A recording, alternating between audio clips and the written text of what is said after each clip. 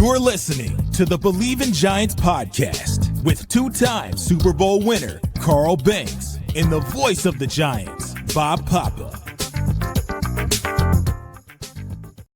And we welcome you to another edition of Bleav in Giants, presented by FanDuel. Bob Papa, two-time Super Bowl champion Carl Banks, and two-time Super Bowl champion Phil Simms on this episode. Simms Complete, part of the Bleav podcast family network. Carl, Phil, how you guys doing? You fired up? It's week one.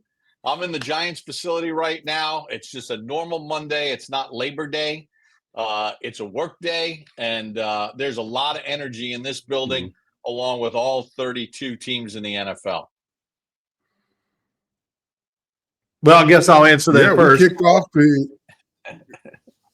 I'm not quite anxious for the NFL because I got my fill of college football over the weekend, and then of course tonight I get to watch Bill Belichick and what they're doing, which I feel like I'm part of the team, man. I can't wait to watch it, and I hope the hell they win. So that's where it goes there. Well, I'm kind of the same way, Bob. I started my game prep on Washington, but I just paused everything to watch Arch Manning and that Texas team. You know, I'm like feeling like I'm part of the family. I was rooting for him too. But boy, I posted something. Phil, and I really want you to weigh in on just what, this kid had to deal with. Arch, I said he looked lost and unsettled the whole game. And then I said that Matt Patricia implemented the Belichick blueprint on him, gave him a lot of stuff that they had never seen before. And Ohio State had the players that could do that. He won't see that every game, but he saw something that his uncle Payton saw when he first played against Bill Belichick. Absolutely. Matt Patricia, the D coordinator for Ohio State now, he emptied the bucket, man. And, which you should in a game like that. Two highly ranked teams, great aspirations. It's a big game because it all might come down to the seeding, whatever, all the other stuff. But Matt Patricia was terrific. Heck, I saw some things he even added to the Bill Belichick game plan on defense. And Arch Manning, I'm sure he looked and says, oh, there's my guy. He's open. Better not throw it because somebody's coming from the other side. I mean, it was like the wide receivers for Texas were running into trouble. And, that's when the defensive coordinator's got you. And if I want to say something negative about the University of Texas there, is that they weren't ready for that. That is part of Matt Patricia and who he is, wherever he coaches. And they didn't have the plays really match up against the defenses. You know what? And people are giving Steve Sarkisian a hard time saying he had an awful game plan.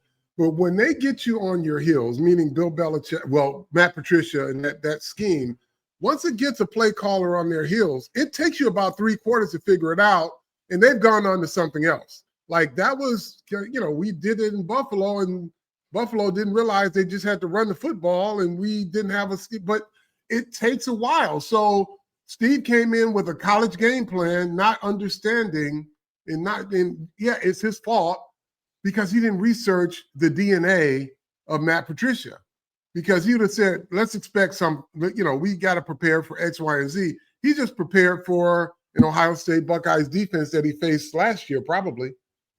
Yeah, just my last thing about this is, Carl, and as a quarterback, Arch Manning, of course, he got unsettled. Who wouldn't? I mean, pros get unsettled when they're in a situation like that. And when you see that, listen, Steve Sarkisian knows a lot more about offense than I do. But running the ball, throwing screens, and just let's find a way to settle it down. If you run the ball pretty well against these kind of defenses and these kind of coaches, that will slow their creative thoughts down, and they'll just line up and see if they can win the physical battle. But it was a great learning experience for the University of Texas, and just a great job by the Ohio State Buckeyes. They were being ready because you know why? I could see it after the game in the interviews with the coach. They got sick of hearing about Texas and their coaching staff and the quarterback, and they went out and they proved something, and that is they're pretty well coached themselves, and they're pretty damn good. Yep. Well, I mean, don't you think that at least in his first year as head coach, Bill Belichick is going to probably win 1 or 2 games that maybe They're not. You wouldn't think they're going to win just because.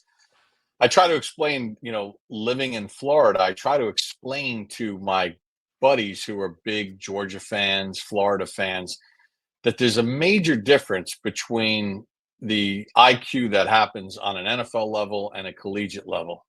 And, you slide Bill Belichick, he may not have the same level of talent, but he's going to come up with some things that are going to just have the visors spinning their head trying to figure out what's happening.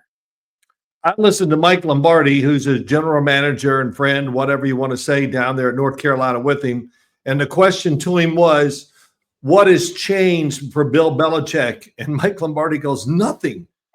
This is pro football. We're doing exactly what we did and what he has done in his past at New England and all the things that work. So these kids must be going, especially on the defensive side, must be going, man, this is great. This is and their offensive line is going to be the most technically sound, fundamentally sound offensive line in college football.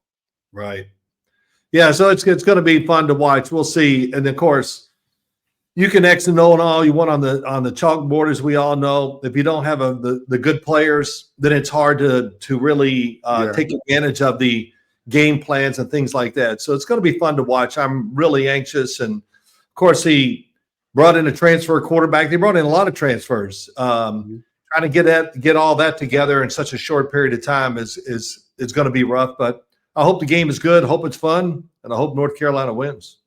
Last point: if you guys are watching Belichick, bookmark the Georgia Tech game, because that could be his kryptonite. He has never dealt with that, triple option running quarterback, all the way back to Johnny Manziel, and Mitch Trubisky gave him fits. It's just. That's kind of the kryptonite. I want to see if he can handle that because he's always struggled with that style of play.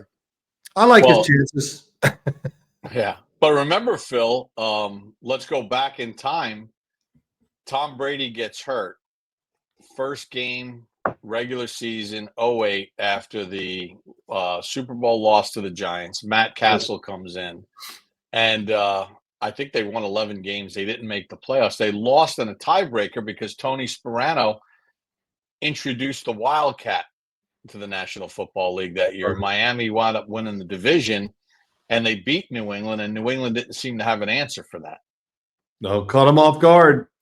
And, the Wildcat. And I'll never forget Rex Ryan saying to me about the Wildcat because he's coach at the time. He goes, hey, listen. I know how to stop it, but damn, they got 3 pro running backs over there. What do you do? So we got all the answers. I just don't know if we can tackle the damn guys or whatever. So, which was really true.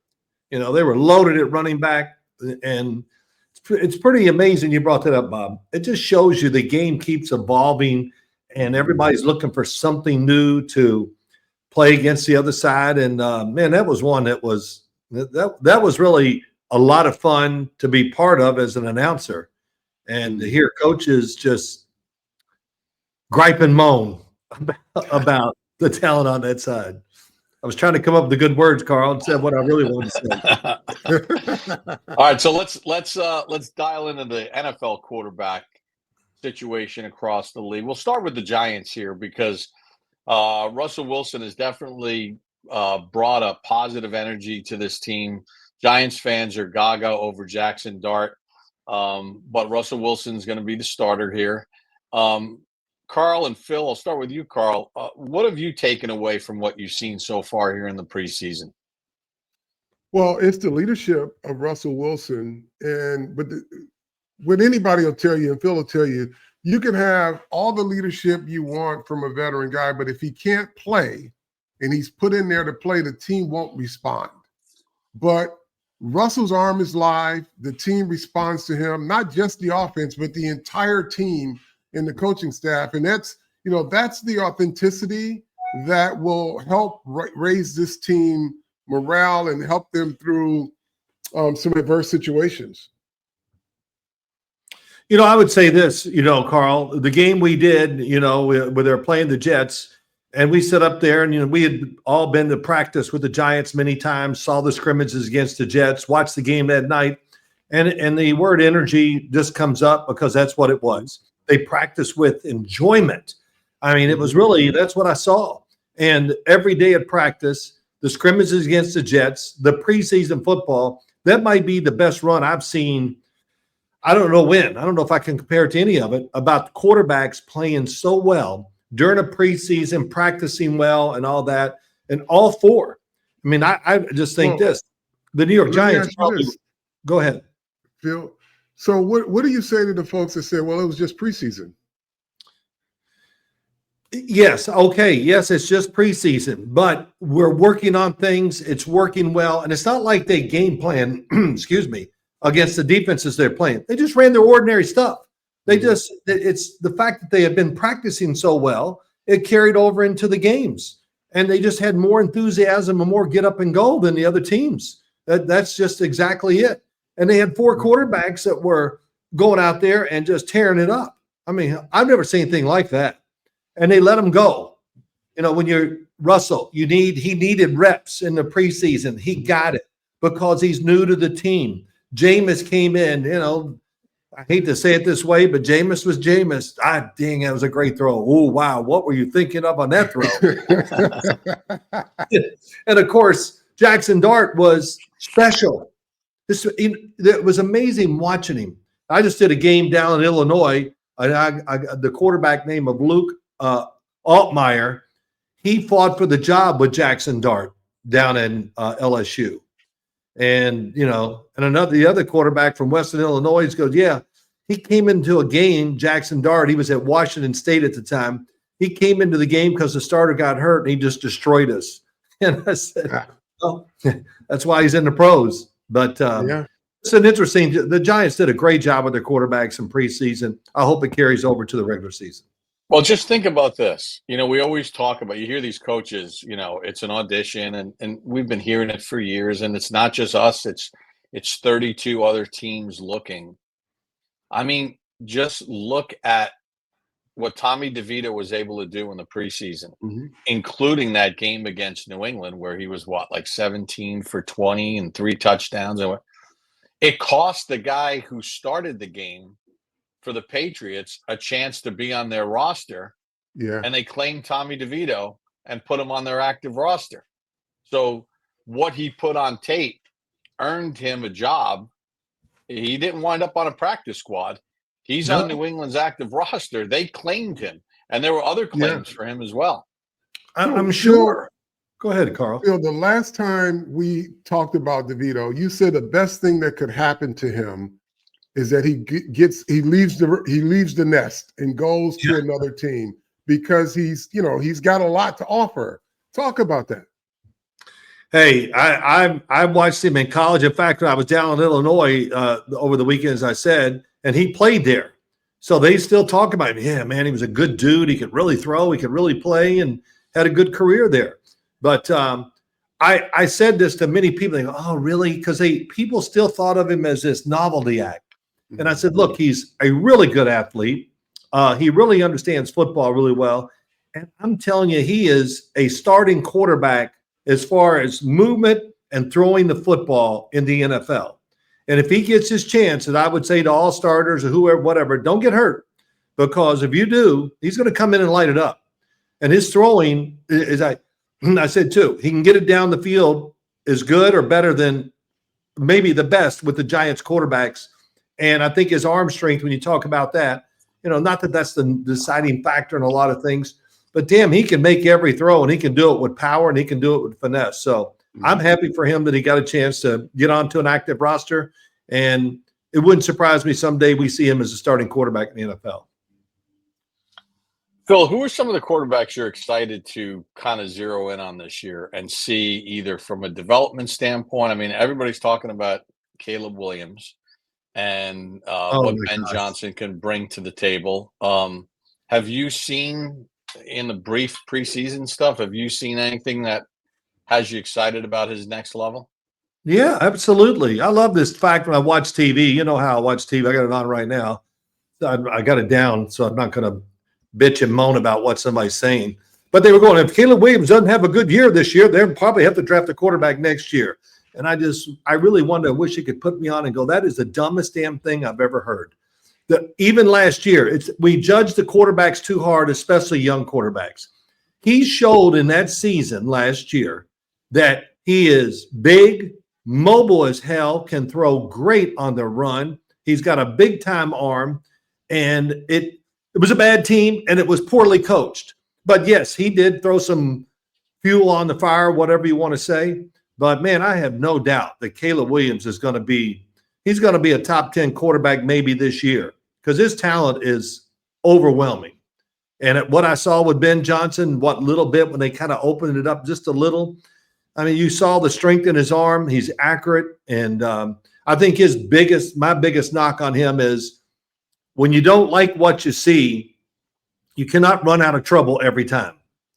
You know, there is this thing called just throw it away or throw it to the receiver, and where the receiver has to make a great catch as long as you keep it away from the defensive players. Go ahead, Carl. I know you want to talk. One thing I haven't heard about Caleb Williams, which gives me optimism that he's going to be a really good quarterback. Nobody ever talks about his inability to learn. You know, Sometimes you hear, well, you know, this guy's having trouble picking up NFL systems. We haven't heard that. We've heard that he's super athletic. We haven't heard that he can't comprehend Ben Johnson's offense. Is that they're just teaching him, he's absorbing it. So it's just like you say, it's just a matter of time, and it's unfortunate that these young kids come in and everyone wants to microwave success, which may be the best thing that could ever happen to Arch Manning as he saw pro defense yesterday. Yeah. Let me say this about Chicago. Did you see they signed a quarterback, Tyson Bagent, to a 2-year added extension? I'll tell you, he's a good player. And I had the luck or whatever. He came up and Matt was going to throw with him one day, the father, because they just wanted to hear our opinion.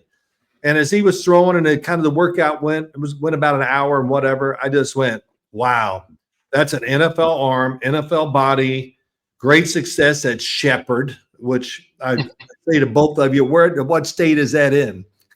Just good luck. But I had to bring him up because he was outstanding in preseason. I mean, like outstanding. And he's really done it from his rookie year on.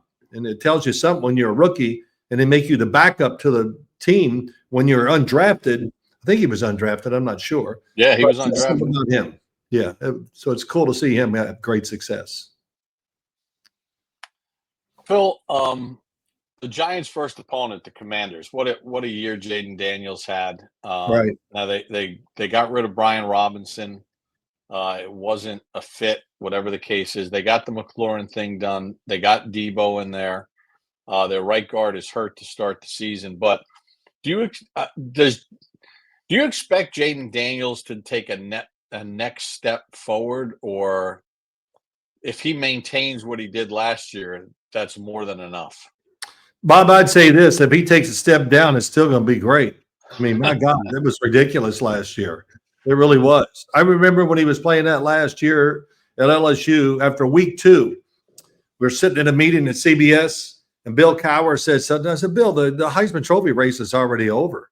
He goes, well, what are you talking about? I go, Jayden Daniels is going to win it because the throwing, the offense, his running, the receivers, everything was there to win the Heisman Trophy, and he took advantage of it and ran away with it. So, yeah, he's a tremendous weapon.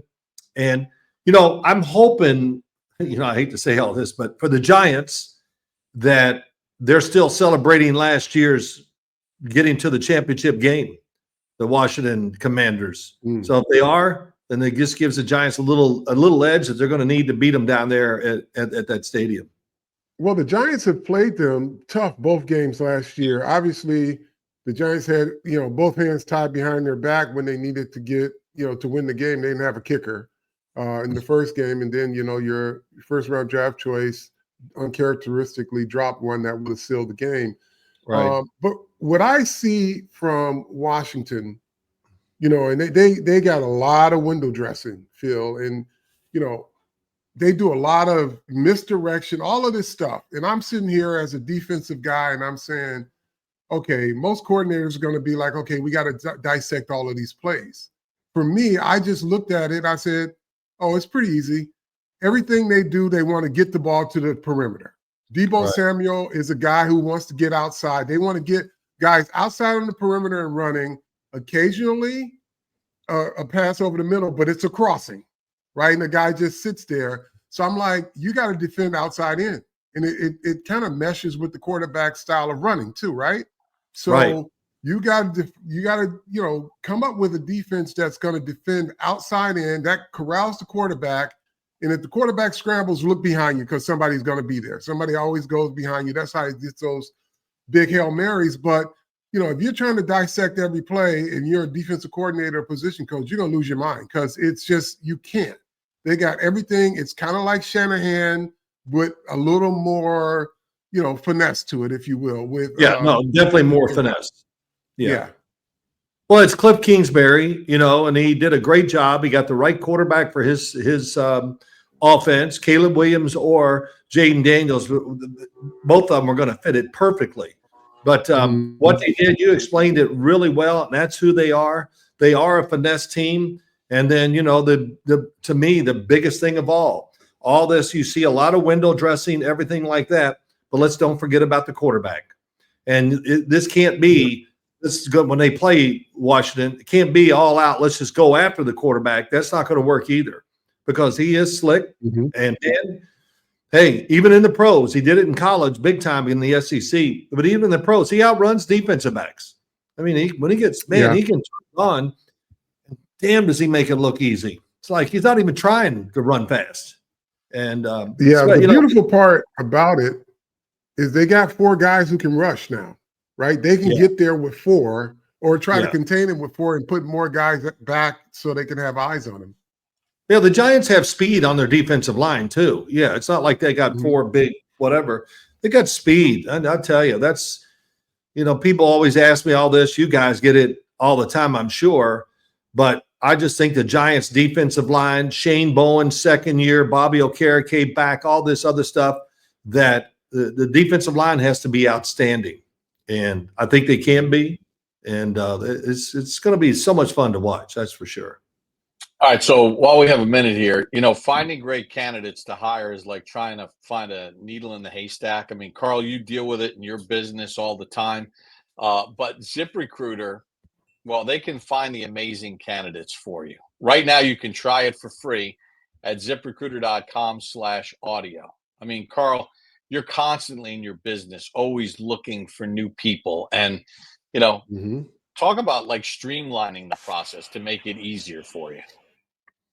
Well, sometimes you got to go through multiple agencies and then go through candidates, and they have their own agenda. So if you could have just that one place to go, you tell them what you're looking for, and they send you all the candidates instead of you having to go from one agency to the next agency to the next agency, and then all the people who walk through the door with resumes also looking for a job. You can have it streamlined. It's a beautiful thing. They just take the work out of it.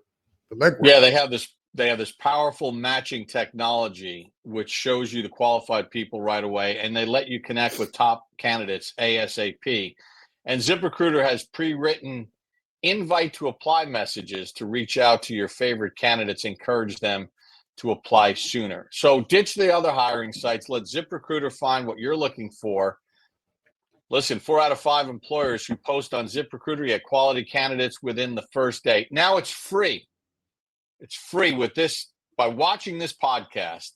Exclusive web address, ZipRecruiter.com/audio, ZipRecruiter.com/audio. ZipRecruiter, the smartest way to hire.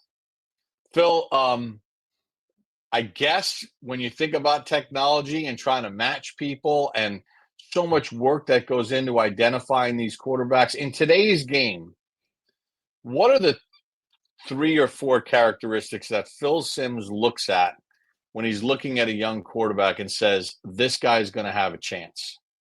Oh, well, listen, what I always say this every year during the draft, show me, I want the quarterback to have 2 skills that give him a chance to be a great success in the NFL. Is it size? Is it mobility?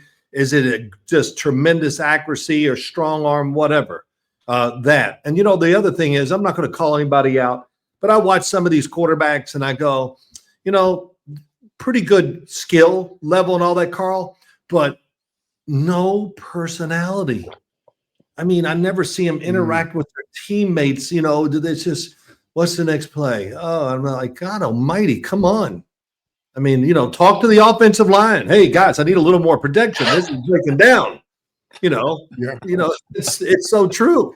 Yeah. But I think it's a Yeah. huge part. And can you find all that out and all the pre-draft stuff? I don't know. You know, it's easy to fake some of those interviews, but you know, I hate that. I'm not going to say what I usually say about quarterbacks, but does it really mean everything to you? And if you find if you know that that's what they got, that's a big thing too.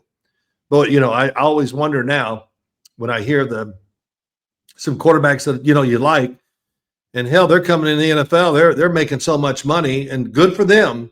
But I just wonder, does that change you at all? All that it's just pretty amazing how much the quarterbacks are getting in college football. Well, you know, it's interesting because talking with Charlie Weiss, you know, one of the things, and he was telling me this a year ago when Jackson Dart was still at Ole Miss. He's like, he's beloved by the defensive guys on his team. He's beloved.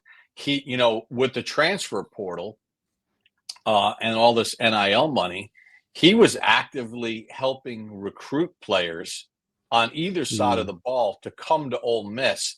And it's kind of like that Baker Mayfield effect, Phil and Carl, because I think Baker has that Pied Piper kind of mentality. Absolutely. He's got it. And we see it now manifesting itself with Baker in a stable environment and in a division that he's got a great opportunity to have success in. Yeah, I always said Baker Mayfield coming out in the draft, good arm, very, very smart. That's what, you know, people go, really? No, he was really, really smart. That's back when he could give you all that tests and everything. But he is tough as hell. The players, the whole team, and you just said it. And I know this is facts coming out there from coaches, general manager, all that. He's the man beyond belief. And you know, I know I've told you guys this, but Todd Bowles was asked, what do you say about Baker Mayfield? He goes, well, if I told Baker to walk across the room and stick his face into the fan, he would. That illustrates that. That's it. I mean, That says it all. Hey, go ahead. I'm sorry, Carl. No, I just wanted to let you finish because I wanted to ask you about another offensive system in a quarterback here in New York with the Jets, and you know how everyone is saying that they're going to be a run-heavy team. Justin Fields is just going to have to manage the game until you know things start to get better.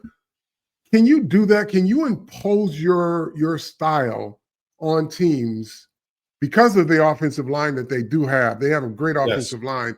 Can you say, hey, we're going to pass on our terms. We're just going to give you a heavy dose of smash mouth football. Is that tenable in today's NFL if you have the personnel? Yeah, I think you can do it. But, you know, dominating the run game in the NFL is not like dominating in the run game in college. You know, they can whip up 200 yards in a run game. It's going to be tough to do that in the NFL, but you always have all the plays off of it. And I look at the Jets, and I would think they would be a very, very heavy play action team. The farther you get Justin Fields away from the line of scrimmage, the better he's going to be. From the line of scrimmage to 15 yards down the field, I would just say this: I'm going to be kind. He's average, but 20 yards down the field, farther, I think he's great because now he can really just unload the ball. You know, I thought, you know, in the scrimmages, you know, what little he played in the preseason, I would have given him a little more action just to really get into the swing of things a little bit. So I'm really interested in watching this, how they do it, and the game plan they have for him, because they showed none of it at all in preseason. So this is just going to be for Pittsburgh. We don't know what they're going to do, but they're going to look at themselves. This is what we did with him, what he did well, and I'm sure the Jets will try to duplicate some of those things. Phil, I'm excited here, year 2 of Bo Nix. I love the combination with Sean Payton, and they seem to be on the same page, and I think it energized Sean a little bit to have his next guy to mold. He's got it. They re-signed Cortland Sutton. I like the addition of Evan Ingram. You get an opportunity to play with if not the best, one of the top 3 defenses in the NFL, which allows you to play complementary ball and say, all right, if we have to punt here, that's fine because we're going to get another swing at it. Let's not take chances. What do you see coming up here for Bo Nix and the Denver Broncos? Wow, can he play better than last year? I mean, I know he struggled early in this season, but boy, once he got it going, he was unbelievable. I watched him every single week. I couldn't wait to watch Bo Nix, and I wanted to see this other guy named Sean Payton, because I'm telling you, Sean Payton went from what he was in New Orleans to a little bit of a dink and dunk offense. Nothing away from Drew Brees, but it was very calculated and whatever. Now, when you watch the Denver Broncos, it's nothing but ripping it down the field. Everybody get the track shoes on, run it out and up, slot. I mean, it's unbelievable how many plays, even in preseason, Carl. They embarrass you in preseason because they're gonna go. And the thing about Sean Payton, it really got me, how much they can get it down the field. And Bo Nix is a very good down the field thrower, but how much they call it, it's just an assault. And I did like Bo Nix a lot coming out in the draft. And I kept hearing his arm. I go, man, I watched the games and he's making like 3 or 4 power throws at Oregon. I didn't, and he's big. He plays big. I guess he's about 6'2", but he's a big man out on the field. And he can take it. Sean Payton found somebody that he can really talk to. Okay, and say, and then you saw it last year. He said something, and Bo Nix just spit it right back at him. And then, I'm losing the track. The quarterback coach, he was with the Giants. Davis Webb. Yeah, and he was on Bo Nix's side. They both like, yeah, take that, Sean. They walked away, and I thought, man, you got it when you got these kind of personalities doing each other. It's great to see. And, Denver, I hate to say I always root for that, but Sean Payton's a great guy, really a great coach. And always, if you did one of their games, he would tell you everything. It was just awesome. He actually can sound smart as an announcer when you're doing his games. But yeah, he treats the media really well, which I really, of course, liked. So Trevor Lawrence, I thought he was next, right? He showed all the stuff. I'm glad you went there. Makes all of these great throws, right? Now he's got Travis Hunter with him, but is this his window right now? I mean, because he's already shown that he can play the game, but they got to put more around him. Obviously, he had some offensive line issues too, but is this the year where he kind of emerges as, hey, what about me, guys? I'm super talented too in this group? Look, he's got the coach to do this for him. And this coach fits him as far as his physical traits fit what the coach is going to get him in. And last year, they, before the season, we got one of the best offensive lines in football. Well, man, you might have thought that, and I kind of believed you, but you were wrong. I mean, it was bad. He got hit too much, had to run too much. But, Trevor's big thing was when he misses high. And he did that, not a lot, but enough where it really turned the tide in some games. Guy could be open, and he would be protected. And he would throw, and it would go high. And I kind of watched him, what he did play in the preseason to see if his arm angles changed a little bit. When your elbow's low and you throw the ball's going up. And that's the worst. When you overthrow in the NFL, it's just hurry real quick, put your chin strap on and run because you might have to make the tackle. And that's the worst. To throw the ball, Carl, which I'm going to just tell you how it is at the quarterback. You throw it, you go, oh, no, and you just start running. I threw one against Washington down there, and Parcells told me, Sims, I don't care what you do in this game. If you throw one pass at Darrell Green, I'm going to take you out of the game. And I said, all right, let's relax a little here. And so I'm just crushing the other side, throwing it the other way from Darrell Green, and it's going great. All of a sudden, they start doubling Washington at the time, Washington Redskins. So Darrell Green's single, looks like the receiver's open. I throw it, and he's wide open, and all of a sudden they said, oh, my God, he made a break on the ball. He's gone. So I take off running, and the great thing about it is Darrell Green dropped the interception for a touchdown. And Bill Parker, Bob, he was 10 yards on the field. What did I tell you? And let me tell you what, I didn't throw another one even close to him the rest of the game. Oh, gosh. God, was he fast. Man, he could break on the ball. Yeah, I mean, you had to rear back every time you threw it his way to see if you could beat him. If you get the football there before he got there. But I think this is a really, once again, for Trevor Lawrence, let's clean the slate, and here we go. And Liam Cohen, I just think he's really, really good offensive guy, and I think this offense is going to fit Trevor Lawrence better than the two he's had before this. I want to go to Carl's hometown team, the Detroit Lions. Yes. Proud Flint native. According to what I've read at some sites, more people are betting on the Lions to be the team from last year that made the playoffs to not make the playoffs this year. Wow. Now, obviously, the Micah Parsons trade has strengthened Green Bay. I'm curious about Minnesota and J.J. McCarthy in his first year as a starter, especially with Addison being suspended. Justin Jefferson's dealt with a few injuries, so I don't know about that. But what about Jared Goff here losing Ben Johnson? And can he kind of keep it going? And because it was so explosive last year. Yeah, I would say this. Yes, I think they can keep it going, but it's not going to be 15-2, whatever. I would say 11 wins would be good. Over the 11 wins would be really good. Competition's different. It's changed a little bit. They've lost some players, but the coach, whatever. And you think, Carl, and you had some coaches changes during your career, but the offense and defensive coordinators or whatever, they all got to be stoked to show, well, this all, especially on offense, this just all wasn't Ben Johnson. And so that's going to be interesting. And Jared Goff, well, listen, he's toughened up. He's gotten better physically. And, you know, he's a good leader. He's got a personality that it's very infectious to the team. So I think they'll do okay, Carl. Yeah, and I think, you know, the kids use the word aura. There's an aura about Detroit Lions football, and that comes from their head coach, right? And it's a personality, right? So you can interchange your coordinators as long as he's sitting at the top.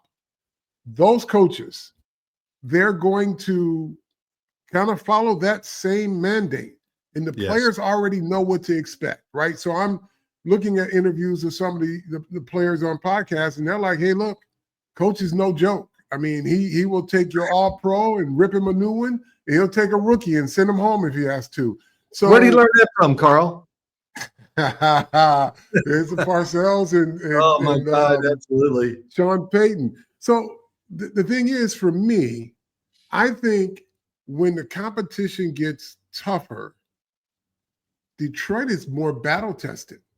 Yeah. Like, just keeping – Detroit's a Final Four team for the last couple of years. Right. The rest of you guys are trying to get there. So if there's ever a moment of truth in a game, I'm betting on Detroit. You know, if it's a nip-and-tuck game, I'm betting on Detroit against the field, the NFC North field, because they've gotten further, they've had tougher competition, and they've had bigger challenges. And I think they have the aura. They have that Campbell aura. Hey, it comes to this. They're not afraid to empty the bucket, okay, on both sides of the ball. Whatever it takes. They're not like, oh, let's don't blitz. Maybe they'll hit a play. No, blitz. My God, that's what we do. Go for the shot down the field. And, you know, not to be funny, but Dan Campbell, I saw him interviewed last week or maybe it's 2 weeks ago now. And I said, look, man, he enjoyed his offseason. He's psyched about the season because he's pumped up and muscles popping everywhere, ready to go. Hey, when he stands at that podium, I go, he's the biggest damn coach that's in shape I've ever seen in the NFL. And his presence, he's a good dude, and I'm sure he talks the truth to the players, but just his presence is a big deal about the football team. You know, he makes you feel good about working hard. And we're going to, I mean, and he's right with you. He's an ex-player. He's coached for a long time now, and he's right there with the players that he feels for them, but he knows how to coach them and get the best out of them, no doubt. You know what else I haven't heard from any of the people talking about this stuff on TV? They had the year that they had, and Aidan Hutchinson only played in 5 games. Yep. Like, so knock on wood. Yeah. He stays healthy. No one seems to be inserting him back in the equation. Well, I'm sure it's going to be a feel. He's got to feel it out at first. I mean, no matter what he's done on practice fields and all that, Aidan Hutchinson, I would think it's going to be a little slow process early. Just let's make sure he's really in football shape. Carl, I don't know. I never rushed. Well, no, I did rush the passer in high school. All-state linebacker. But what do you think about that? That he? I think it's going to be a gradual process because it's a broken leg, and he's probably had a pretty active camp, and he's one of those kids that's fearless too. He just goes 100 miles an hour. There's no 50. So his ramp up, as soon as his hand's in the dirt, he's getting shot out of a cannon. So they're probably going to put him on a pitch count, right? They're going to probably get him in there on some third downs, and then they'll ease him in on some first and second downs, as he has to play a more physical game. But he's shot out of a cannon every time he gets on the field. His hand touches the ground, and he's a sprinter. So, but they're going to be cautious with him. And here's the thing too: for Detroit, it's a marathon, not a sprint. Right. They, think about right before the playoff, they lost like 4 key players. Yes. So their whole thing is, let's just keep playing our style of football, keep our guys healthy, and then we got a shot at it, because they lost key players at the most crucial times last year in the playoff. That was after Hutchinson. Yes. Yeah, it was. It was rough. They, so you got to overcome injuries, but that was too much to overcome, no doubt. They had too much to overcome. Yeah. All right, so I want to ask both of you this. Carl, I'll start with you. Phil, you chime in on the offensive side of it, because I'm thinking about Baltimore here, and I'm thinking about a team that has been right on the edge here, right? Can't get over the Kansas City hump. Buffalo has not gotten past the Kansas City hump. Joe Burrow is the only one in the AFC to crack that code and at least get his team to a Super Bowl. So let's go back, 84, 85. Your main competition are the 49ers, Washington, and obviously the Bears winning the Super Bowl in 85. Those were your big battles. What enabled you guys to finally break through and get over the hump, which Baltimore and Buffalo have yet to be able to do? What was the recipe to that? Carl, for you guys defensively, and then for Phil, you guys offensively. Well, I think it was getting out of our own way. When you have a coaching staff that can really do some self-evaluation and look at your scheme, right? We were a zone team, and everything was in front of us. And then at some point they said, okay, let's see how they respond when we go jam their receivers, because the West Coast offense was such a timing offense. We knew we could stop the run. We knew we could stop the screen passes, but they were always in 2nd and 4, right? So we were never able to play our game. And the sign of a good coach, when you say, okay, I'm doing this all the time, and we did it against Washington too, when they had our number. You figure out and you say, let me get out of my own way. I'm not going to keep forcing this square peg in the circle. Let's see how they respond. We're going to do something different. And by golly, it worked, right? And then we played the game on our terms. That was, in my opinion, is where coaches go wrong, when they just keep pounding and pounding and pounding and not really evaluating, what can I be better at? How can I get my guys in better position to win? And that's what we did defensively anyway. Yeah, I think, am I right or wrong? Bill Belichick, I think, went to Bill Parcells and said this, I think it was against the 49ers. He goes, if we play zone, we lose. We got to play man-to-man. We got to get after them. And so that's it. You're right. The timing, the rhythm and everything they had, you just, by being rougher and all that, it's easy to say and hard to do, but it did work for our defense against them. I mean, Joe Montana had some of his worst games of his career against our defense. Yeah. And man, and of course, I don't think he could ever, it's not funny. But But boy, he took some vicious hits from our defense too. And, yeah, he sure did. Well, I mean, Jim Burt knocked him out, right, in 86. yeah, And and Leonard. Leonard in 90, he never played for the Niners again. He missed the next season, and then it was on to Steve Young thereafter. Phil, what about from an offensive standpoint? Hey, the offense. Yeah, I'm sorry, Bob. Go ahead. What were you going to say? No, just offensively, what was the thing that got you guys over the hump to that next level and cracked that code of those teams that were winning Super Bowls around you? Well, I think there's a couple of things. One, we had a really good offensive line, and it's as Pat Summerall would say, and once again, the starting offensive line for the Giants. I mean, it was great. We didn't have guys getting hurt, and had a great leader at center in Bart Oates. But if you look at it, and I always thought I knew that if we ran the ball, like let's say in '86, we ran the football on the night the Mets were playing the World Series game.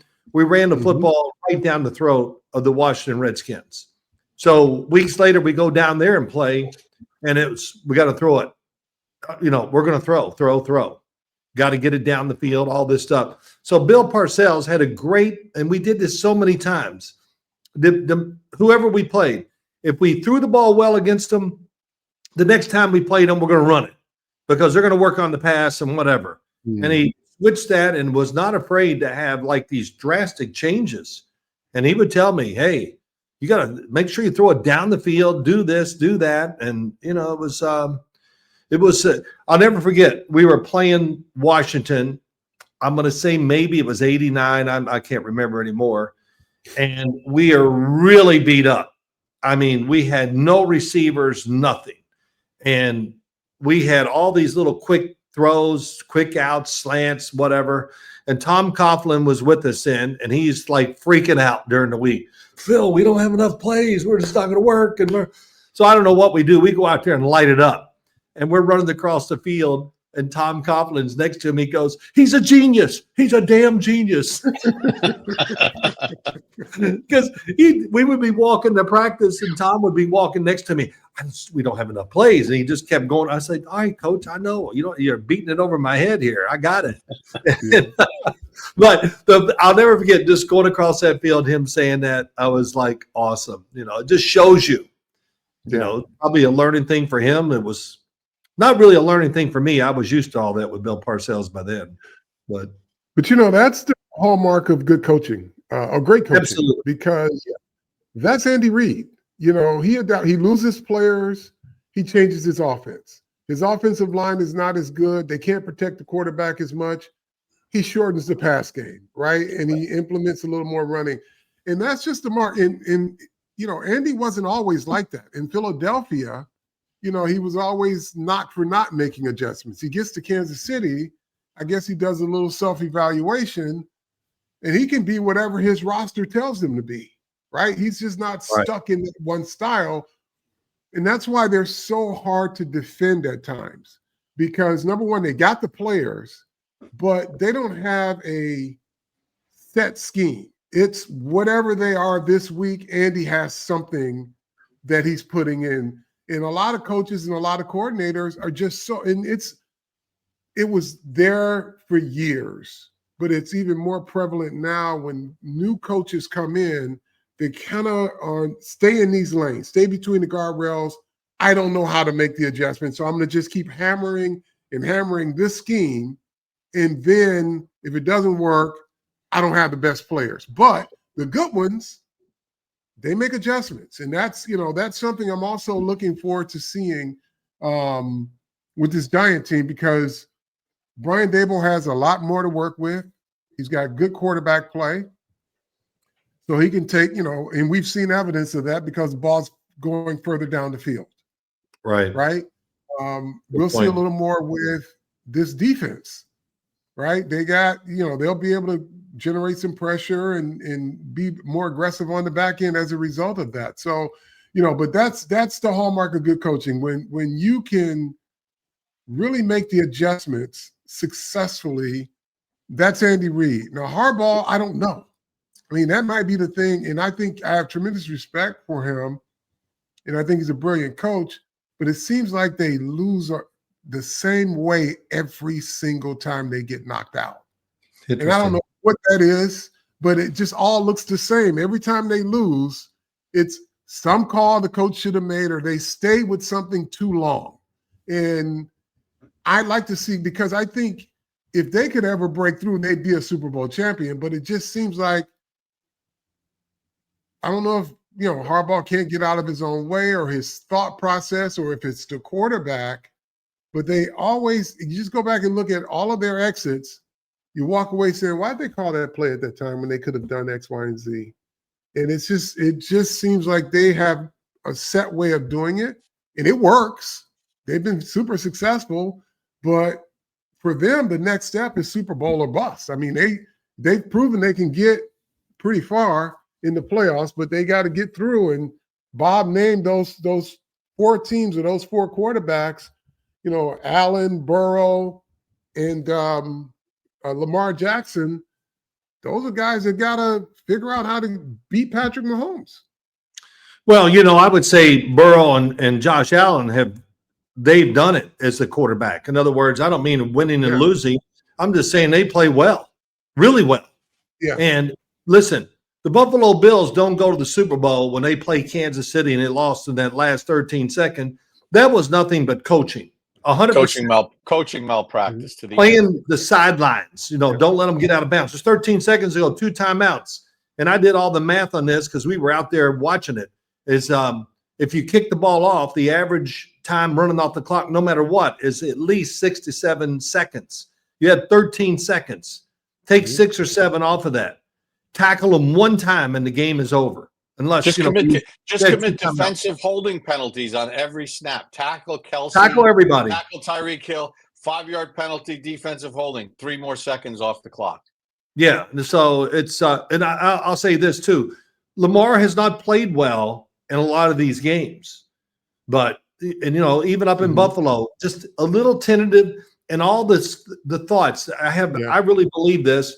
It was in him a little bit, like he was so concerned about not making the big mistake. He wasn't Lamar Jackson in the way we look at him. To me, they were the better team than Buffalo.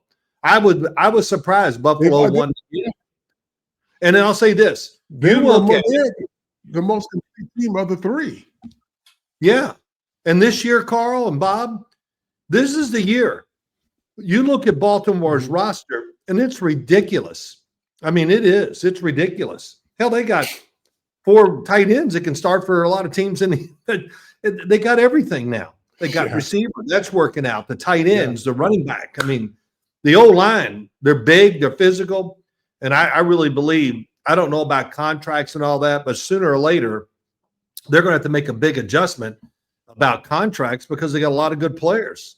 So, man, the coaches got what they want. They got the players. Now can they bring it through to get to the Super Bowl? Mm-hmm. All right, guys. Obviously, personal data is very important, and securing it. Delete Me makes it easy and quick to remove your personal data online at a time when surveillance and data breaches are common, and they make everybody vulnerable, right? I mean, you got these brokers out there, data brokers. They make a profit off your data.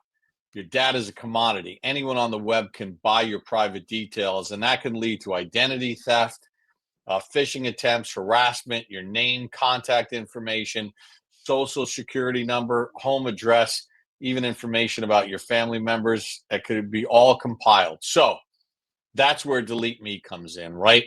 They step in and they provide protection for you. The New York Times Wirecutter has named Delete Me their top pick for data removal services. We all have active social media accounts, presence online, so it's important to the 3 of us, and obviously for you out there as well. You don't want to be a victim of identity theft, harassment, doxing. These things, it is just an absolute nightmare and a pain in the neck to deal with. And Delete Me is there to help you. So take control of your data. Keep your private life private. Sign up for Delete Me now at a special discount for our listeners. Okay, you're going to get 20% off. That's 20% off your Delete Me plan by texting PRO, P-R-O, to this number, The only way to get 20% off, text PRO, P-R-O, to 64000. That's PRO to 64000. Text it. Message and data rates may apply. But listen, Delete Me is the way to go. Protect yourself, protect your identity, protect your information. A lot of people out there fishing and doing nasty things, and you don't need to deal with that headache. All right, That's the equivalent of leaving your hey Bob. That's the equivalent of being on the road and leaving your playbook, your game plan in the locker room on your way to the game, and the other team's maintenance guy picks it up and turns it in. What about me picking up? That's the delete me when you need to delete me. Then, yeah. Oh my goodness, Carl, you got any other quarterback questions for the great Phil Simms? No, that's it for me. I think we covered quite a bit, and most of the guys that we really had questions on. Most, the guys we didn't mention were, pretty established. We know what they are. Phil, did we leave anybody out that you want to talk about? Well, yeah, Cam Ward. First pick of the draft. I want to. I heard a lot about him over the weekend, and by players who were around him. The quarterback for Western Illinois was at Washington State. 6 quarterbacks in the room. He says they go out to throw the first day. Cam Ward throws and he goes, "Oh my God, I got to get out of here."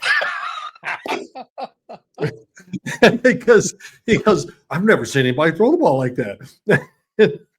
But wow. You got to be careful. He's going to be judged harshly because, whatever. But they're not a great football team.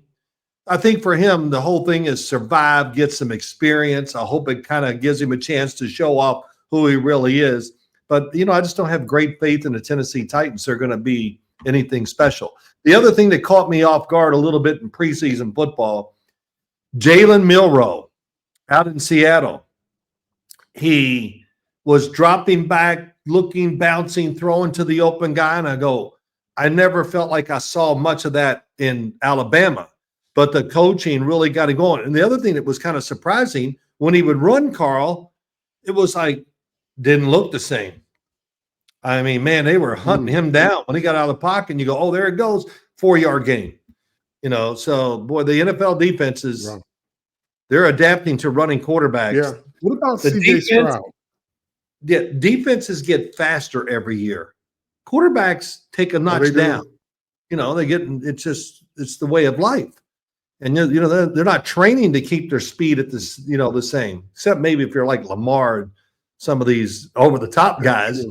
That was really interesting to see from Jalen Milroe's point of who he is, and very encouraging. They got to be really happy out in Seattle, the fact that he really incorporated himself into it, really did a good job in the preseason. Carl, you asked about CJ Stroud? That's awesome. Yeah, CJ Stroud, that's the last one. I forgot about that. He's got a rebound too, right? Well, he got a rebound, but O-line was average. Pass protection scheme was awful. I mean, every receiver got hurt. Yeah, the receivers too. But everybody knew by the formations and everything what they were, what to do against their offensive line and the system, and that's why it just fell apart. Man, Houston, their defense is so fast, it's scary. Secondary is really good, and we'll see how the offensive line. They got to fit.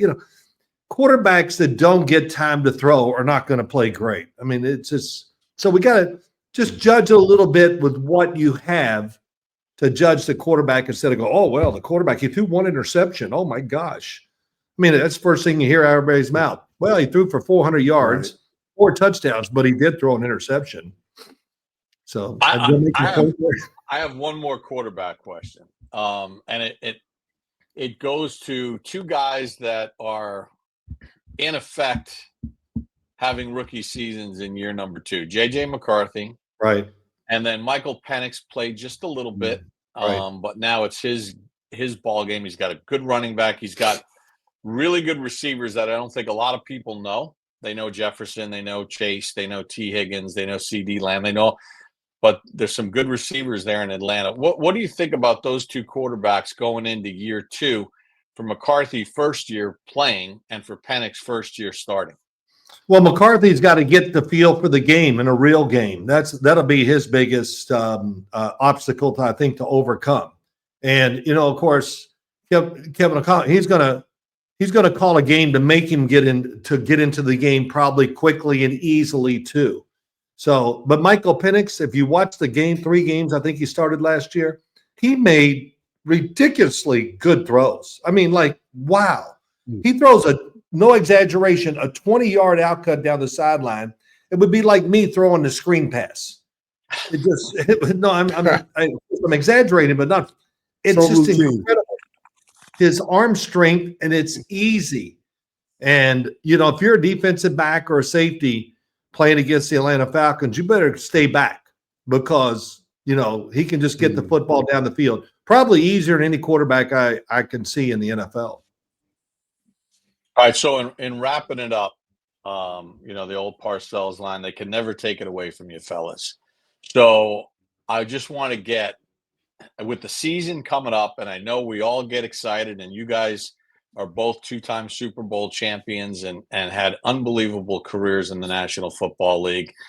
And you think about your teammates last year with the 100-year celebration. You guys had a chance to take part in all that fun stuff. So, Carl, I'll start with you, and then Phil, you go next. When you see this, what emotion do you feel right now? I got you. Oh, that's a crowd right there. The crowd noise. And Phil Simms hitting his wedge up into the upper deck, competition with LT. They used to bring their wedges on Saturdays to see if they could get it in the upper deck. Wow. Well, Bob, that was really interesting. What I saw, well, you were out of frame there, so I had a smart-ass remark. No, it's okay. What do I see when I look there? I'm damaged. I see wind. Okay? I see wind. Oh, my God, running out of the tunnel. Oh, I've been waiting on this game for my whole life, and it's 40-mile-an-hour winds today. So it's – hey, Carl was right. The crowd noise was unbelievable. And I've run into so many ex-players on other teams. I'll never forget Keith Byers. He was one of them. Somebody asked him a question, where'd you like playing? He goes, oh, Giant Stadium. He goes, first off, the fans are right next to you. And, man, they can really say things that are funny and really, whatever. And he goes, the other thing, he goes, I felt like I was in the Roman Coliseum because the stadium is right on top of you. And when he said all that, I was like, wow, that's pretty cool. That's how they look at it. They love playing there because of the crowd noise, the fans, and how everybody was so close to the playing field. So that's what I see. Yeah, Keith played for the Eagles and played for the Dolphins. So going against the Jets, he played in that building a lot. I think the one thing that I always, when I think about it is, let me move out of the way again, is in the era before, in the era prior to sponsorships and everything else, there was something comforting just seeing the word Giant Stadium as you walk down that ramp, as that wind was blowing either way to go into the stadium. But there was just something about it that was very comforting, just seeing the word Giant Stadium. Yeah, Carl. Well, there's another funny one, too. When it was so cold, we had to practice, and Bill would, make us go out when it was really cold. We look up, and the Marlboro man, there used to be a Marlboro man sitting on his horse. He said, it's so cold, the Marlboro man dropped his cigarette.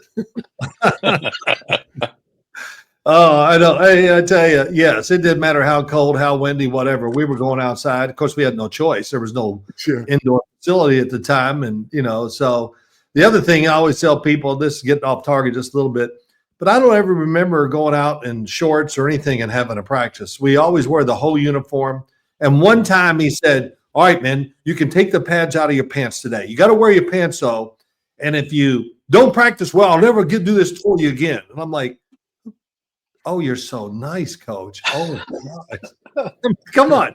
Take the pads out of our pants? Are you kidding? That was his way of showing great sympathy for it. But, oh, my gosh. I don't know how you guys did it, Carl. Oh, boy. Thank God I didn't. I don't either. Yeah. Well, Phil, I don't either, but we did it. We appreciate you taking Indeed. some time to talk quarterback, span the league. You got your podcast with Matt Sims Complete, part of the Bleav family, all brought to you by FanDuel. But we are fired up for the start of the season. We appreciate you taking time to join us here on the show. Always, man. Great. It was great doing the preseason game with you guys. I had a lot of fun.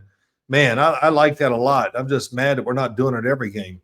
So, but I'm not mad, but I enjoy it. Yeah, we got to figure that out. We did it. We do have a good time. Yeah. Hopefully we can get. Hopefully now that the Giants and Jets have agreed to split the broadcast, because it was always whichever team was home did the game. Right. This was the first year that we split it up.